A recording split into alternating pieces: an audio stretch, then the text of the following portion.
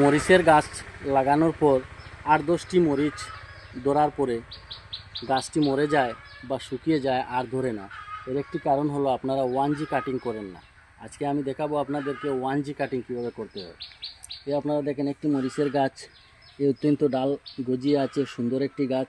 আমি এই জায়গায় এই দেখেন, আপনাদের কাটতে একটু কষ্ট হবে, এত সুন্দর গাছ কীভাবে কাটলেন, একটু কষ্ট হবে, কিন্তু কাটা দরকার।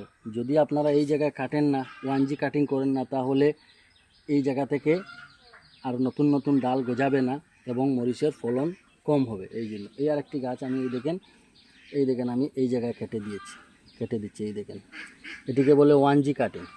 তো আপনারা নিজ বাসায় আপনাদের যদি মরিচের গাছ বা অন্যান্য গাছ থাকে, তাহলে আপনারা এই ছোটো বয়সে, কম বয়সে আপনারা 1G কাটিং করে দেবেন।